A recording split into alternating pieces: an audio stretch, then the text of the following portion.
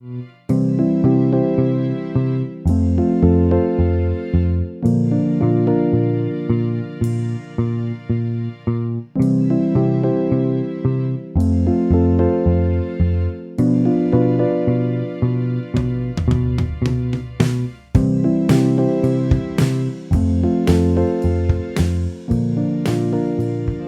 y'all, this is my lovely wife Courtney, and I'm James Roy, and this is the Noise Date Night Edition, a podcast where we talk about our weekly date night movie selections and give you the scoop. Mm-hmm. So this week we watched American Underdog. We did. Solid movie, highly recommend. But before we get into that, Mm-hmm. we're going to talk about what we've been watching in our downtime when we're not, having the funnest dates that anyone's ever had. For sure. That's a quote from Courtney. I'm just the messenger, so... That we have the funnest dates? That we have the funnest dates per you. I agree. I have so much fun just chilling, so... But I just want to know, I want the audience to know that this is certified by you. You are my source on this information. As I sit here and confirm, yes, I am your source, so Yes. you can cite me. Primary source. For those of you who are in college right now, shout out to you.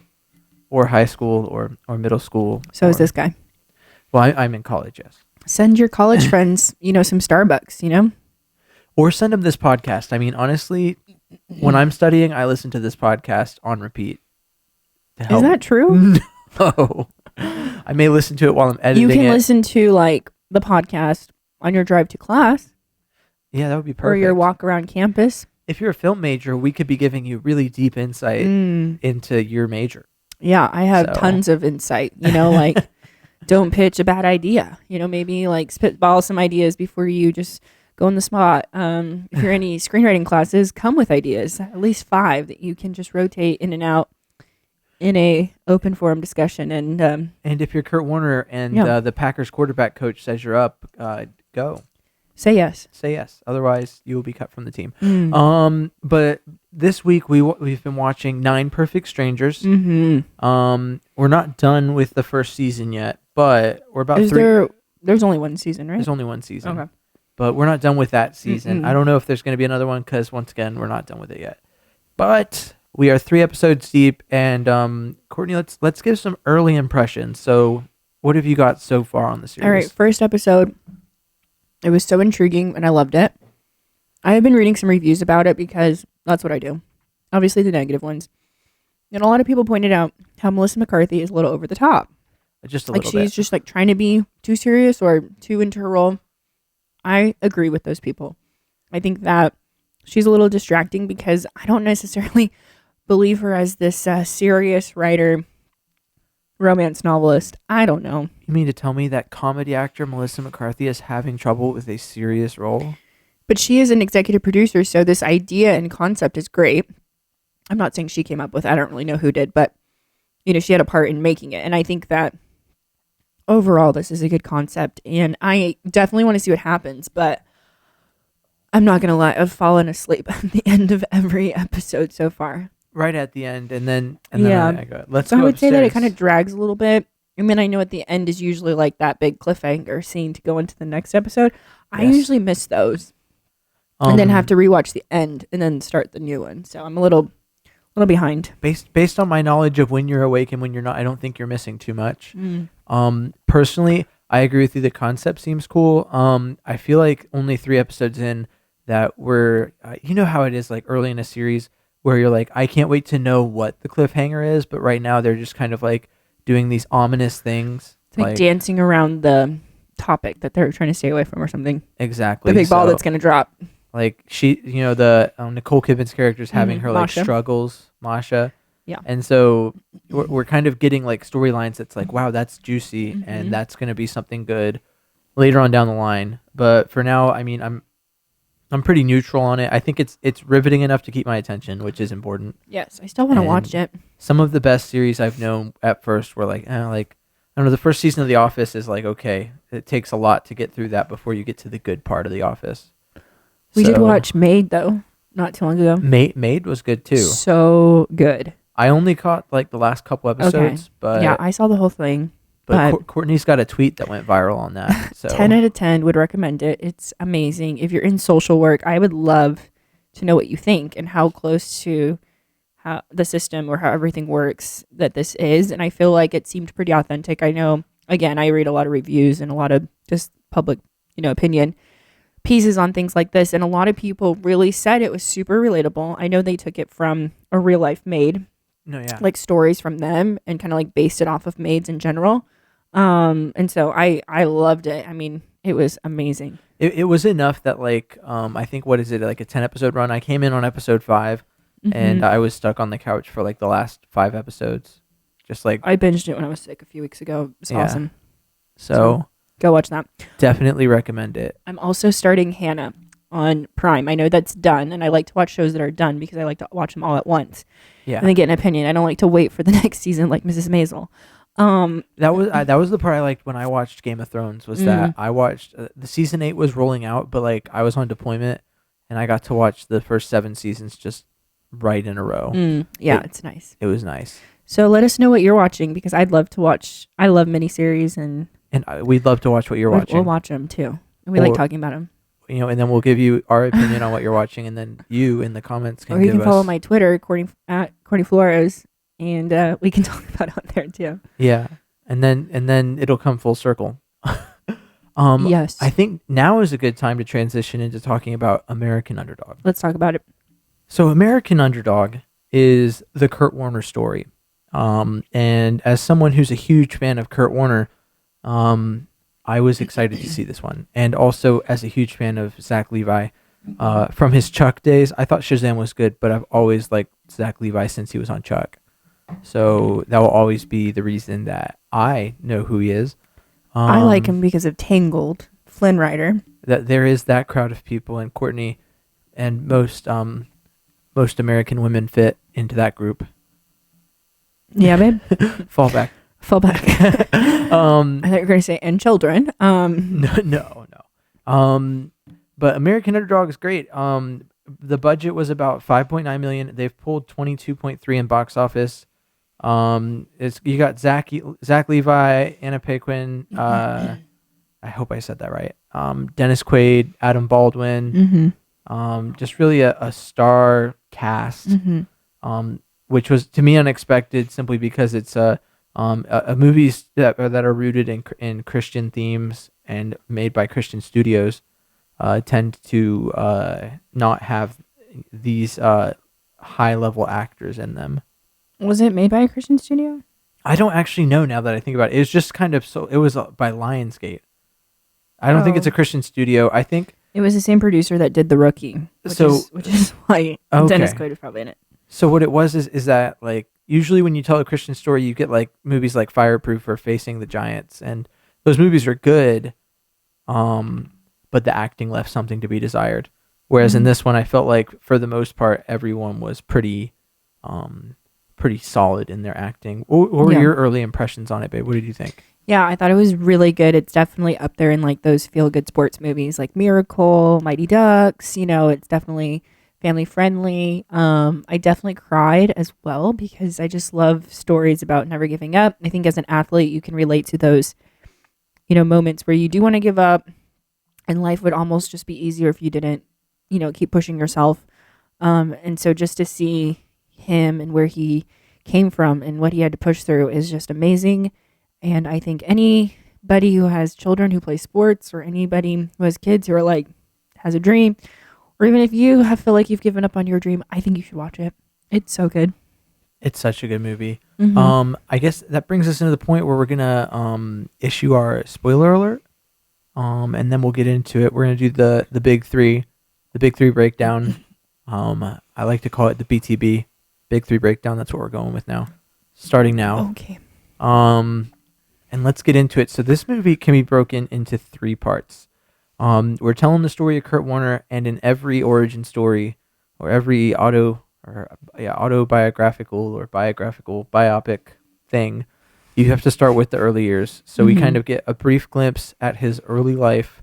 We get dropped into his college years, and we kind of get our first taste of what the middle of the movie really does for us, which is character development. So the early years is the first part. We get introduced to Kurt Warner. He kind of gets through his college years and into meeting his wife, and we're like kind of getting ourselves antiquated with his story. Mm-hmm. And then we move into the middle part of the movie, which is really the bulk of it. Yeah. Which consists of building who Kurt Warner is. We have some of that takes place in the first part with Adam Baldwin's character Terry Allen, his college coach, at University of Northern Iowa, and how he learns that you have to stay in the pocket, and that's how he manages to get his play time. And then in the middle of the movie, we get kind of his development of his tool set, where it's like, okay, well now I'm a grocery bagger, I got to do what's right for my family. Then he gets offered the opportunity to play in arena football, and now we're getting like, hey, this is quick. You can't be the kind of guy who sits in the pocket and thinks about this. You gotta 1, 2, 3, go, get the ball out of the pocket. And we watch him go to Packers camp before that, and kind of like I'm still learning the playbook. Okay, well time to learn the playbook was yesterday. You're off the team, and we kind of get these events. Like they did a good job of putting in major events in Kurt Warner's life that kind of shaped who he was on and off the field. Yeah. Until we finally get to the point in the movie where we move into, okay, now he's developed, and now we're in part 3. This is Kurt Warner cashing out on his development and becoming the man he is today. So after several events in his life that have happened, his then girlfriend, now wife, Brenda's family moving to Arkansas, and then eventually dying in that tornado, having to literally live off of nothing, and to moving to the Arena Football League and all that.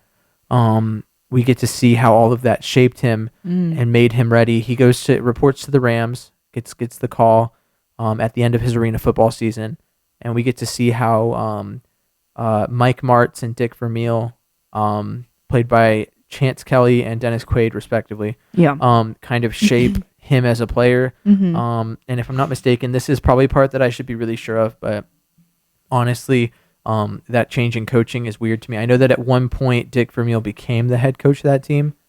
It was Mike Martz became the head coach of that team. The head coach season after that. So Dick Vermeil was the head coach, and then when Dick Vermeil left, Mike Martz, the offensive coordinator, took over. Yeah. So Mike Martz, as the offensive coordinator, is kind of doing his dummy check to make sure that Kurt Warner is ready to take over in the event that an injury happens. We get to see Trent Green's injury in the first game of the 2000 season.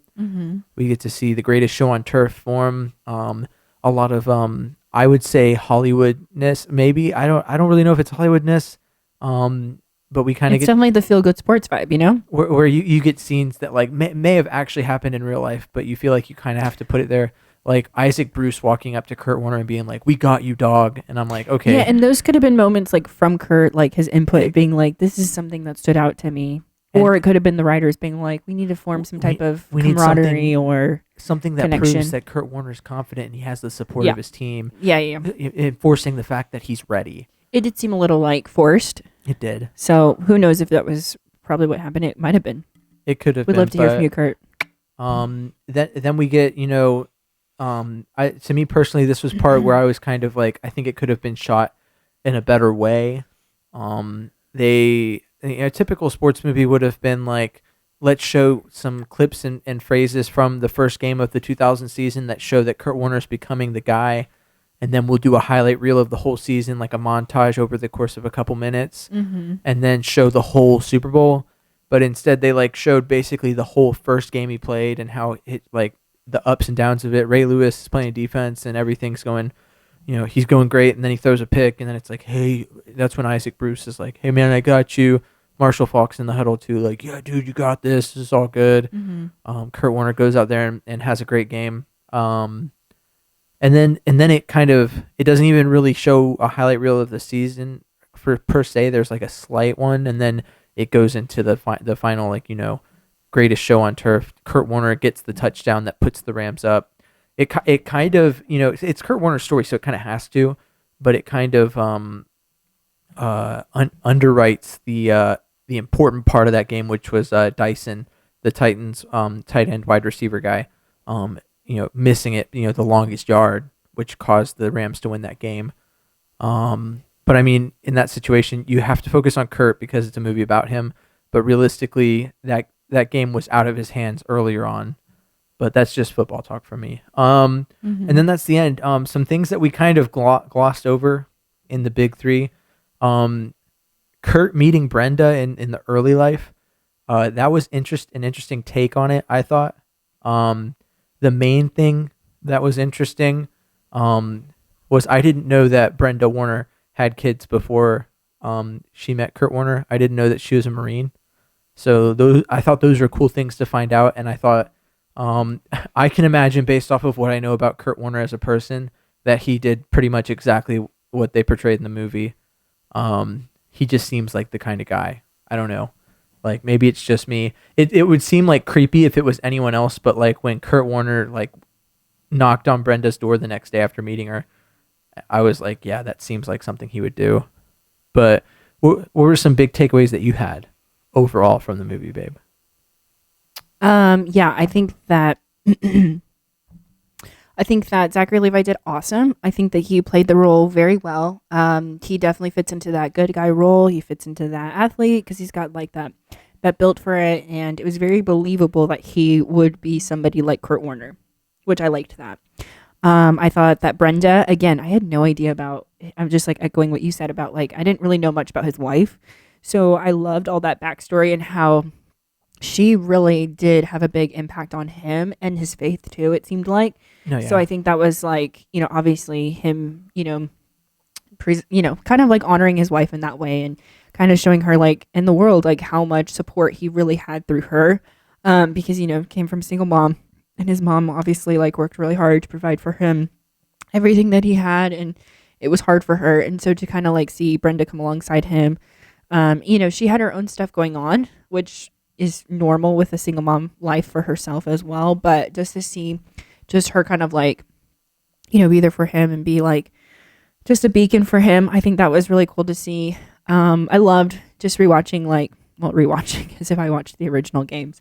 I never saw the original games for the record, but I definitely would have said that I was a Kurt Warner fan as a kid. I definitely got the Hallmark, 100%, yeah. Hallmark, quarterback ornament when it came out, when he was on the Disney Channel. He would do all those they'd have like Tony Hawk and Kurt Warner do all those just like, hey guys, like get out and move, like be who you want to be, follow your dreams, work hard. They used to do those like little sound bites. And then obviously I was huge Sports Illustrated kids fan as a child. Like anytime we had the magazine subscriptions, like I always subscribed to that. And so just having pictures of him and just being a fan of him, and then obviously seeing his faith is super inspiring for somebody who's so successful and somebody who is like just widely known and respected. It does speak volumes. So again, if you have kids, if you have a son, I definitely would recommend this movie because, Kurt Warner has a great, life that he's led. And I think that it's important to highlight that and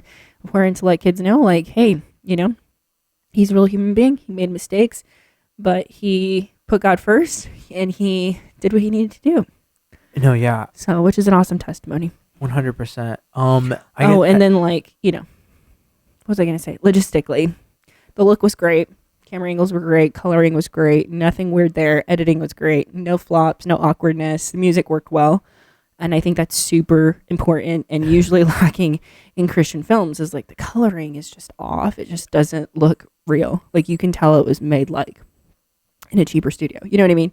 No, yeah. And the music doesn't always like fit the vibe. It's more like we need to insert this because we got a contract with this one person. We can only afford this or that.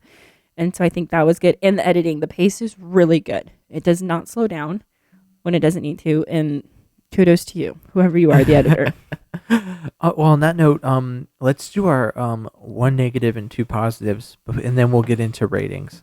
Okay. So you can go first, babe. 1 negative, 2 positives. 1 negative and 2 positives. Negative, I would say, is that, you can't have an element of cheese like in these movies. It is going to be cheesy. So if you're looking for like Oscar-worthy performances, I mean, it's not that in depth, I guess you would say, or deep. No, yeah. I cried a few times because, I'm just a crier in movies. Like I really feel really connected to characters. But like if you're like, well, I only like Martin Scorsese and like Quentin Tarantino, yeah, you might be a little bit harsher because it doesn't have these like life-changing moments. You know what I mean? No, yeah, I agree. So I would say there is some element of cheese, just like in any sports movie. 100%. Totally there. But the good things, casting, I think the casting was great. looking at pictures of Brenda, like his wife, like they did a really good job with casting. And Zachary Levi, again, I love him. I think he's awesome. Even like the side characters, like his friends, they did a good job on casting. Really good job. And then the editing, I think the editing was phenomenal for this type of movie. If you're a filmmaker and you want to make like, your own thing and inspirational messages, go for it. But watch this movie for editing, because the speed and the tempo and the pace was just spot on. So, no doubt. For me, negative. I'm gonna go with the cheese as well. Like I think I kind of mentioned it earlier with like Isaac Bruce, Tori Holt, and Marshall Falk's characters. They obviously didn't have like the real guys there, and so it's kind of reminded me of like Ghostbusters Afterlife, where like Egon comes back, but like the dude's dead, so like it's just awkward them standing there, but it's like on the opposite spectrum where it's like they're there. And they just have them say things that like sound like things football players might say to each other if they were like less worried about sounding like they were, actually caring about each other. I guess, I don't know. Like, hey, dude, good job. We trust and believe in you. And all that, stuff. But anyways, two positives. Once again, Zach Levi, excellent. Zach Levi, I think, did a great job. And also, aside from like the last bit, I felt like, for the most part, the football aspect of it was not like in this kind of movie, you might try and appeal too much to like a non-football audience, but I feel like they found that balance where it was like, we're telling the story of Kurt Warner, but we're also like, we understand that like a lot of people that came to see this are fans of football and that they want to see like a recountance of that in some way. So that was, that was me. So let's get into our negative. Well, no, we'll not do negative Nancy first. Let's talk about the ratings on it, and Courtney's going to get the negative Nancy's pulled up while we're doing that. So IMDb has this at a 7.5 out of 10. And Rotten Tomatoes. Now let me click into it. It's 75% tomato meter, which is for the critics. The audience score is 98%. That's exceptionally high. And then for Metacritic, we've got a 53%, which isn't awful. That's probably what, Yellow Zone, you think? A 53 on Metacritic? Oh, yeah, that's yellow, which isn't terrible. Not bad, but again, it's not going to probably be in the award circuit. No, definitely not. This is like one of those movies that's like less than 2 hours, and it's nice to watch. But on that note, we like to do what you like to do, and that is anytime that we look to do anything, we look at the 1-star reviews, because anyone could write something that's positive, but who would waste the carbon gases of the equivalent of sending one email on writing something that's so negative and about something? Sometimes like paragraphs, like the amount of time and effort it would take to write that. The people who don't like things probably put more energy towards their reviews. Yeah, because they really don't like it. So I really want to know why they don't like it. And so we want to try. Some of them are really funny too. We want to try and find the poetry in it, maybe some humor too. So Courtney, please regale us with some of the negative reviews. The 1 stars. I'd have to say, the 1 stars. They didn't write a review on IMDb. You might find one on Google, but 1 minute. Yeah, I mean, people really liked it on IMDb. Either people are going because they're fans of Kurt Warner, which is 100% probably the people that are going. Families are going probably. Former athletes, I'm gonna see if I think with a time of like COVID and pandemic, it's nice to see a feel good movie that's not like cringe and weird and uncomfortable and makes you think too hard, but it definitely makes you feel, But I will say there is one 2-star review. It just says yes. Yes. Make their dreams happen despite the odds. But then it gives like a really nice synopsis. So I don't know why they didn't like it. And that is what makes it truly inspiring. It isn't even so much about football, but about the work it takes to make what seems an impossible goal come to fruition. So maybe they wanted a football movie. Okay, like more of the tackling and things like that. So here, to give us something, I'm on Metacritic right now, and there's a 1. So they don't usually go 1 star, but like there's a review. These are like real critics, though. Like people do this for a living. And so this guy said this was secretly a Christian movie. Now, to be fair, I felt like it was very obvious that it was a Christian movie. James went in thinking, well, this is a Christian movie. This isn't going to be that good. That was like my impression. That's how he felt like it was being marketed. And my expectations were low. Okay. And it says, I like to know what I'm getting into. The quarterback plays a tough game, and his hair is still perfect. Not a drop of sweat on him. he's really gunning to critique the fact that they didn't make a realistic simulation of the game. Okay, I can see that. I get it. But he never really took off his helmet when he's playing his games. Never once out of breath the entire movie. I would beg to differ when he was running through Arctic temperatures to get the gas for the car. I felt that. I would say that was it. I felt bad for him. The daughter is invisible with all the movie's attention directed to the son. Well, I don't know if you know this, but when someone is both blind and autistic, they tend to require a lot of attention. I think agree. it was true to real life. I think that, he presented the most, I guess, uphill battle that he would have to face in being with Brenda is he ready to have a son who has, is blind and autistic? Like, exactly. Is he going to be prepared to step up and be there for him at all costs? Is he going to be able to learn how to, like his quirks and how to get along with him and get on his level? And so I think like that was really important. And like, if you read anything about Kurt Warner, like even afterwards, there's all these like articles and things about how he legally adopted the children, and him and Zach have like a really special bond and a special connection. And I think that is so special because I was talking to my students today, we were reading a story about how this boy had lost his father. And so I think that when you think about like the father and the son bond and just kind of like how boys need their dad, exactly. Right? And I think that was more of like a tug on Kurt's heart. Like he really felt it, on his end, like he made an impact on him. And so I think for him, that was probably really important to really shine a light on that relationship as much as it was like him and, Brenda's relationship, I think anyways. Let's see. So it says they took a good story. Oh, sorry. It says they took a good story and made a cringeworthy movie full of cliches, traditional gender roles, and utterly fake characters. Traditional gender roles, well, yeah. Which is ironic considering it's based on a true story. A guy likes a girl, is that what it is? I think the guy wants to provide for the female. Well, this once again plays into the fact that like I think this guy came into the movie and didn't expect a Christian movie. So like to anyone who knew who Kurt Warner is, and two, what kind of movie it was going to be, they were like, yes, this is exactly what happened. And it's true to the story. So like he said it seems fake, which is the only valid thing he said against, he's like, which is weird considering it's based on a true story. But anyways, perhaps it's a really long review. Okay, I usually just summarize them, but go for it. Perhaps worst of all is not a single curse word. There was actually a curse word in the movie. Okay, so this dude obviously didn't pay attention. Or he walked out. From Kurt Warner's own mouth, yes. Football players don't trash talk. Go get 'em, Tiger. It was kind of dialogue. That was something that I kind of highlighted, which was that kind of more specifically goes after the fact that the dialogue between the football players seemed very not real. And then there's one more review I wanted to read because it was more wholesome football talk. There's one more review I wanted to read because it's like one sentence. I mean, it's not like The Longest Yard, if you know what I mean. No. Yeah, no. Not like, yeah. No, this is like more Miracle. I think of Miracle and I think of American Underdog. No, yeah, 100%. Okay. Let's see. This one is the last one that we have to read, and I think we definitely have to. It says, Evangelical Christian Pablum, surprised it wasn't titled Jesus Take the Snap. I like the pun. I was like, Jesus take the snap, run it down the field.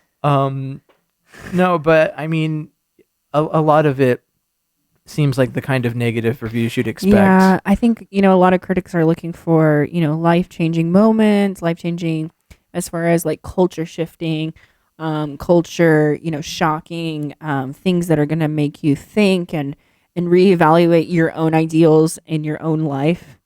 Because that's what makes a good movie to most critics, which is why like you'll never see like somebody not win an Academy Award for like not changing in their role, whether that's like a physical appearance or like an emotional thing or characteristics. They're always changing. And so, wanting to evolve, this idea of like evolution, instead of just coming back to the basics of like, hard work pays off. Not giving up actually works. Don't just keep quitting things and starting new things. Like, you don't like your job, so I'm going to quit here and go somewhere else and try something new until it fits, until it works. Like sometimes in life, we have to do things we don't want to do. And that's a message that our modern generation is not, so open to accept For the most part, on film critics, not everybody. Take that. I know some solid 18-year-olds, at and church. Put it on a motivational poster. I am through the roof right now, motivated. All right. You can do it. Don't give up. Just because it's hard. Life is hard. I had to tell my students today because someone said, why are you going to work in a group setting? I hate working in a group. I said, so, one day there's this thing called money. You might want to earn some one day. And there's a difference between like, when are we ever going to work in a group setting, and like valid questions like, when am I ever going to use like the Pythagorean theorem? Okay. Well, I'm not talking about that in 4th grade. I literally was like, you're going to learn life skills in a group, and you need to learn these skills if you want to have a job and like get along with people, because you're always going to have conflict and not agree with everybody all the time. And you need to learn how to work through that. Sometimes you need to compromise. Sometimes you just need to keep your mouth shut. And they were like, oh, okay. Well, since Mrs. Ramirez said it, I'll do it. That's right. That's what they say. Otherwise, I'll be here till Friday. Otherwise, they get to talk to me. Okay. No. So should we rate it? Yeah, let's do our ratings on it. I like spaced out for a second. I was like, what comes next? I was so motivated by your speech just then that I honestly lost track of what I was thinking. I was just ready to go conquer the world. You can do it. What was your rating, babe, on a scale, our favorite scale, 1 to 7? I would say a 5, because I'm putting it in the category of like Respect, which is another true story feel good movie, and I thought it was better than Respect. I think the writing was better and the editing was better. I have to agree with you when you group it that way. Mm-hmm. If I was just to like stacking it against other true stories I've seen. Do I think it was better than House of Gucci? No. House of Gucci was way better. That's one of those things where like if I was just to like not compared to anything rated, it'd probably be like a 4.5. I mean, if I compare it to like Shang-Chi, I mean, yeah, it's going to be lower, but Shang-Chi's in like a different group. So. Exactly. So no, I agree. 5 is a solid rating for the category that it's in. All right, and on that note, let's kind of talk about what we're going to watch next week. Okay. So as you may know, we stay a week ahead. So we've watched the movie The 355, and we will be delivering our review on that next. But in the meantime, let's talk about some stuff that's coming out soon. So The 355 was all right. We'll talk more about that when we. If you go see it, great. If not, you can just listen to our review and you'll feel like you saw it, because you'll be thinking about every spy movie you've ever seen. Pretty much. So, was it better than Kingsman? Yes. 100%. It's hard not to be at this point. But movies that are coming out soon that you should see. Moonfall is a big one. Moonfall's coming out February 4th. We're excited about that. There's that one that's based off the book. I can't remember what it's called. Was that Peace River? Is it Peace? Oh no, Redeeming Love. Redeeming Love. Yeah, that one's out right now, so maybe we'll see that too. So Redeeming Love just came out the same week that we went to go see the 355. So we'll probably go see. We might go see that. We have Uncharted with Tom Holland coming out pretty soon. That one's coming out soon in February. There's Death on the Nile, right? That's coming out in February, and then Marry Me in February. Marry Me, I'm excited about that one. Ooh, and Dog with Channing Tatum. Ooh. February's got some lineup, man. It's got a solid lineup. Maybe because it's Valentine's. And Sonic is deep future, but deep future, April. Our streaming pick that is out right now is The Tragedy of Macbeth. Yes, we need to watch that. Still need to watch it. I've suggested it a couple times, but that's the kind of movie you have to be in like the right mood for. So we're still waiting to be in that right mood to see it. I just feel like it's gonna be like a few hours. No, I feel that too. And there's gonna be some slow moments because they're having to like it's a Shakespeare play. Yeah. my brother got casted in Richard III in Memphis at Theater Memphis, and I went to go see it. And me and my mother both slept through the whole thing. Well, Macbeth is definitely a way more interesting story, I would assume. Oh, I could imagine. You know, like Sons of Anarchy, if anyone's ever seen that, that is based off of Macbeth. Ooh. If you didn't know that. Did not know that. Did you watch Sons of Anarchy? No. Oh my gosh. We might have to watch that this weekend. Guys, you should just keep a running tally. I think every week on average, about 3 times an episode, Courtney brings up a show or movie that he has not seen. And goes, wait, have you seen that? And I go, no. And she goes, anyone who's into TV and film has seen, or at least... We're amateur movie reviewers. Okay. But you have to have some type of love or passion to watch movies in order to review movies. Well, you're our expert, babe, so you've seen the movies, which is good. So, like, eventually I'll see them too. Apparently, Tiger Rising is in theaters. Has anyone heard of that? What is? I've not heard of that one. I mean, we'll have to look at it. It's with Queen Latifah. It looks like a good kids movie. So maybe we'll PG. go see it. Who knows? The King's Daughter does not look good. Is that the one with Tyrion Lannister? No, that's No, that's not coming out yet. Okay. I know everyone's been watching Scream. We're not gonna watch it. Yeah, Sorry, I can't. If you're just joining us on this journey of making We don't this really do the podcast, scary movies too much. Courtney's not into the scary movies. I like mystery movies. So if it has like, any type of murders or anything like that, like I can watch it. But the Scream type franchise, I can't do it. Yeah, it's just too much. I could probably watch it, but like as you may or may not know, only go to the movies with Courtney, so it's unlikely. Who knows? Maybe I can get AJ and George to go see it. Shout out to AJ and George. Shout out to AJ and George. But on that note, I guess thanks for joining us on this journey that has been this podcast. Please like, comment, subscribe, follow us on our social medias. We've got The Noise Date Night on TikTok, just Noise Date Night on Twitter. Courtney's running that now, and it's popping. That's where I think 90% of the people that listen to this are coming from nowadays. We have an Instagram. I honestly could probably do a better job of running it, but it's there. It exists, and it's at The Noise Date Night. And yeah, thanks for joining us. And this has been the Noise Date Night edition with Courtney, Danielle, and James Roy. Hope to see you next week for our review of the 355. And till then, peace.